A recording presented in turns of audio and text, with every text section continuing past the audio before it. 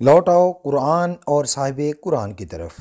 روزانہ درس قرآن جامع مسجد حضرت بابا فتح شاہ رحمۃ اللہ علیہ راج جنگ میں۔ آئیے سنتے ہیں علامہ صاحبزادہ طاہر منظور مرتضی کی زبانی۔ یا ایتھا النفس المطمئنہ ارجعی الی ربک راضیۃ مرضیہ فادخلی فی عبادی وادخلی جنتی، صدق اللہ العظیم۔ یاران گرامی، سورہ الفجر ہم پڑھ رہے تھے اور 2 سبق اس کے متعلق ہو چکے ہیں۔ آواز نہیں سادہ کرو۔ اور آخری اور تیسرا سبق آج ہم پڑھ رہے ہیں۔ آخری 3 آیتیں ہیں اور یہ پورے قرآن پاک کا یہ اسلوب ہے، یہ طریقہ کار ہے۔ آپ قرآن پاک کہیں سے بھی پڑھ کے دیکھیں کہ جہاں اللہ تعالیٰ نے عذاب اور سزا کی بات کی ہے، وہیں پر یا اس سے پہلے یا اس سے بعد میں جزا اور نیکیوں کی بات بھی کی جائے گی۔ قرآن پاک میں جہاں بھی جہنم کا ذکر کیا گیا ہے یا جہنم میں داخل ہونے کا ذکر کیا گیا ہے، وہیں قرآن پاک میں اس سے پہلے یا بعد میں فوراً جنت کا بھی لازمی ذکر کیا جائے گا۔ یعنی خالی انعام ہی انعام نہیں یا خالی ڈرانا ہی ڈرانا نہیں، بلکہ ڈر اور پیار ان دونوں کے درمیان میں رکھا گیا ہے انسان کو۔ پیچھے جو ہم نے سبق اس کا پڑھا تھا اس میں بڑے سخت الفاظ تھے، جس میں میں آخری 1-2 آیتوں کا ترجمہ بھی کرتا ہوں پچھلی آیتوں کا، تاکہ وہ لفظ ہمارے ذہن میں آ جائیں۔ بڑے سخت الفاظ کہے گئے تھے۔ وہ کیا تھا کہ جب اس انسان کو جہنم میں ڈالا جائے گا، یقول، یہ کہے گا، یومئذ یتذکر الانسان، کہ اس دن انسان کو سمجھ آئے گی کہ اوفو میں یہ کیا کر بیٹھا اور آج کہاں آ گیا ہوں۔ لیکن اللہ فرماتا ہے وَأَنَّا لَهُ الذِّكْرَى، لیکن آج اس کا یہ سمجھ آنا یا آج اس کو یہ بات کا پتہ چلنا، یہ کیا معنی رکھتا ہے یا اس کی کیا اب وقت رہ گئی ہے۔ اب تو سب کچھ ہو چکا ہے، فیصلہ ہو چکا ہے۔ یقول، اس وقت انسان کہے گا، یا لیتنی قدمت لحیاتی، اے کاش کہ میں نے اپنی زندگی میں اس زندگی کے لیے بھی کچھ بھیجا ہوتا۔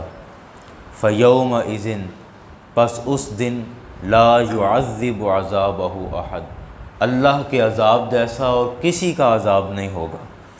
ولا یوثق وثاقہ احد، اور اللہ کے باندھنے جیسا اور کسی کا باندھنا نہیں ہوگا۔ یعنی اللہ کی پکڑ جیسی کسی کی پکڑ نہیں ہوگی، اس کے عذاب جیسا کسی کا عذاب نہیں ہوگا۔ یہ ساری سزا اور عذاب کی باتیں کر کے فوراً فرمایا کہ لیکن یاد رکھنا، صرف عذاب ہی عذاب نہیں، یا صرف سزا ہی سزا نہیں، صرف ڈر ہی ڈر نہیں، ایک اور بھی چیز ہے۔ وہ کیا کہ یا ایتھا النفس المطمئنہ، کہ اس موقع پر ایسے نفس جو کہ پاک اور طہارت والے ہیں، جو پاکیزہ نفس ہیں، ایسے نفس جو اللہ کے فرما بردار ہیں، ان ایسے نفس کہ اس انسان نے جس نفس کو اپنے قابو میں رکھا، نفس نے انسان کو قابو میں نہیں رکھا، یعنی نفس کو اپنے اوپر سوار نہیں کیا بلکہ نفس کو اپنے کنٹرول میں رکھا، تو اس کے لیے اللہ تعالیٰ بھرے مجمع میں یہ اعلان فرما دے گا، یا ایتھا النفس المطمئنہ، اے مطمئن جان، اے اطمینان والے نفس، ارجعی الی ربک، اپنے رب کی طرف واپس چلے جاؤ، اپنے رب کی طرف واپس ہو لو۔ راضیۃ مرضیہ، وہ تجھ سے راضی ہے، تم اس سے راضی ہو۔ اس رب کی طرف لوٹ جاؤ جو تم سے راضی ہے اور تم اس سے راضی ہو۔ فادخلی فی عبادی، اللہ اکبر اللہ اکبر۔ یاران گرامی، نفس مطمئنہ کے متعلق یہ ارشاد فرمایا کہ جو لوگ اچھائی، نیکی اور پرہیزگاری کے کاموں میں مصروف رہتے ہیں ان کے نفس مطمئنہ ہے، اور ان کے لیے بھرے مجمع میں یہ باقاعدہ اعلان کیا جائے گا۔ علماء نے اس میں تھوڑا سا فرق کیا ہے کہ یہ کب اعلان کیا جائے گا۔ بعض نے لکھا کہ یہ اعلان میدان محشر میں کیا جائے گا، اور بعض نے لکھا کہ نہیں، جیسے ہی قبروں سے نکالا جائے گا اور قبروں سے نکل کر ایک میدان میں سب جمع ہوں گے تو اس وقت سب سے پہلے ان کو کہہ دیا جائے گا کہ تم یہاں سے جاؤ، تم یہاں سے نکلو، تم نفس مطمئنہ ہو۔ اور بعض نے یہ بھی کہا کہ یہ موت کے وقت یہ کہا جائے گا۔ اللہ اکبر! اور یہ بڑی خوشائن بات ہے کہ اگر موت کے وقت کہہ دیا جائے، جان نکل رہی ہو، روح قبض ہو رہی ہو، اور اس وقت رب کی طرف یہ آواز سنائی دے دے کہ یا ایتھا النفس المطمئنہ، اے مطمئن نفس، ارجعی الی ربک، اپنے رب کی طرف آ جاؤ، راضیۃ مرضیہ، وہ رب تم سے راضی ہے، تم اس رب سے راضی ہو، وہ تم سے راضی ہے، آ جاؤ اپنے رب کی طرف۔ اور یہ مفہوم بھی سمجھ آ رہا ہے کہ واقعی موت کے وقت اگر ایسا کہا جا رہا ہے یا کہا جائے گا تو رب کی طرف لوٹ آؤ، تو یہ معنی بھی بڑا خوبصورت بن رہا ہے۔ اور پھر میدان محشر میں کیا ہے؟ فادخلی فی عبادی، پس داخل ہو جاؤ میرے نیک بندوں میں، میرے بندوں میں داخل ہو جاؤ، وادخلی جنتی، اور میری جنت میں داخل ہو جاؤ، یعنی میرے نیک بندوں میں داخل ہوتے جاؤ اور میری جنت میں داخل ہوتے جاؤ۔ یاران گرامی، یہ دونوں آیتیں آپ دیکھیں کتنا خوبصورت مضمون بیان کر رہی ہیں کہ میرے بندوں میں داخل ہوتے جاؤ اور میری جنت میں داخل ہوتے جاؤ۔ اور یہ بات اس طرف بھی اشارہ کرتی ہے کہ یہ تو آخرت میں جانا ہے نا، جنت میں، تو اس دنیا کے اندر بھی اگر ہم اللہ کے نیک اور صالحین بندوں میں داخل ہو جائیں تو وہ ہمیں اسی طرف لے کے جائیں گے جو کام جنت میں لے کر جانے والے ہیں، جو چیزیں جنت میں داخل کرنے والی ہیں وہ بندے آج ہمیں بھی اسی طرف لے کر جائیں گے۔ اور ہمارے استاد صاحب یہ ایک شعر سنایا کرتے تھے، کہتے تھے کہ درس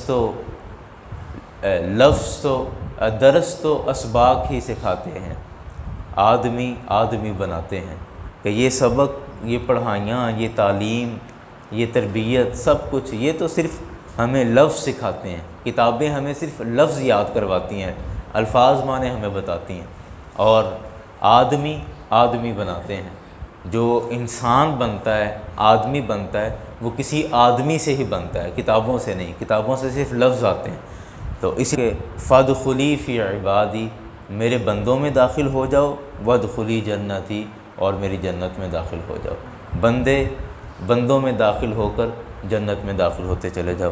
یاران گرامی، یہ 30 آیتیں تھیں سورہ الفجر کی جو آج تیسرے سبق میں آ کر مکمل ہوئی ہیں، اور اللہ تعالیٰ نے عذاب اور سزا کے بعد اپنی رحمت اور اپنے کرم، اپنے فضل کی بھی امید دلائی ہے۔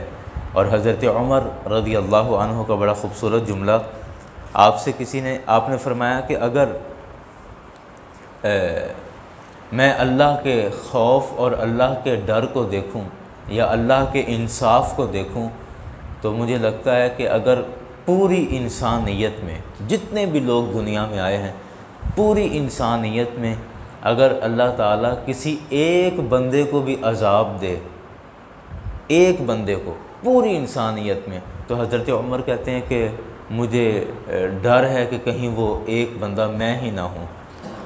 یعنی اللہ کے انصاف اور اس کے گرفت کا یہ عالم ہے کہ اگر پوری انسانیت میں کسی ایک بندے کو عذاب دے تو مجھے خوف ہے کہیں وہ میں نہ ہوں۔